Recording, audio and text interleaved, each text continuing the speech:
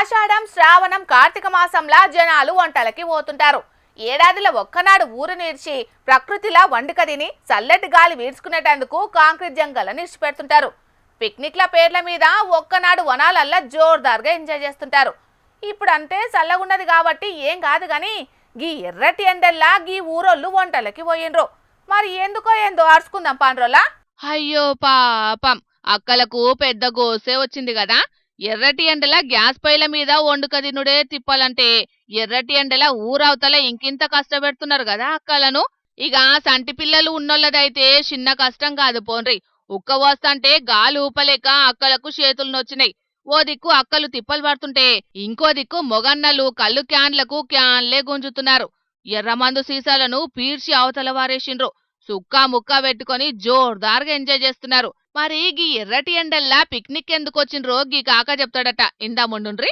ఊళ్ళో అందరూ ఒక నెల రోజుల నుంచి అడుగుతున్నారు. ఒక 20-25 మంది చనిపోయారు కదా, దాని గురించి ఊళ్ళో అందరూ గ్రామస్తులు అందరూ అడుగుతారు, ఏం సంగతి మరి ఊళ్ళో ఎంత మంది చనిపోతున్నారు, యాక్సిడెంట్లు బాగా అవుతాయి మన పరిధిలో, మా గ్రామం పరిధిలోనే. దాని కొరకే అందరి అభిప్రాయం కొరకు సర్పంచ్ కలవడం జరిగింది. సర్పంచ్ సుత మరి అందరి అభిప్రాయం తీసుకున్నాక ఒక నిర్ణయం తీసుకుందామని ఆ నిర్ణయం ప్రకారంగా బ్రాహ్మణ్ణి పిలిపించి నిర్ణయించారు. పలాంటి డేట్ రోజు మంచిగా ఉంటది, మీరు పోవాలి ఆ రోజు వరకు అని అన్న. ఒక రోజు ముందు అనౌన్స్ చేసిన ఊరంతా, ఎందుకంటే ముందు ఏది జరుగునో ఏం పోనో ఎవరికి తెలియదు కదా. దాని కొరకే ఒక రోజు ముందు అనౌన్స్ చేసి దాని ప్రకారంగా అందరూ వచ్చి వాళ్ళ వంటలు బయటకు వచ్చి వంటలు చేసుకుంటే తీరు సమస్య ఊరంతా అభిప్రాయంతో అందరం వచ్చి వంటలు చేసుకొని తిని పోతాను.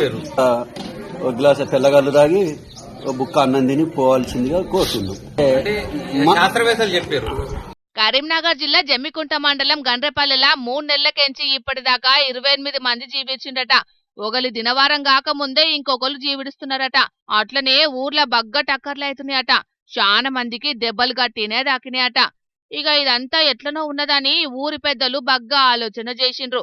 ఊరికి కీడు పట్టుకున్నది ఎట్లెట్లా అని ఎంబటి అయ్యగార్తానికి ఓంగల్నే ఊరోళ్ళంతా ఒకనాడు ఊరిర్చి వనంలో భోజనాలు చేయాలని చెప్పిండట.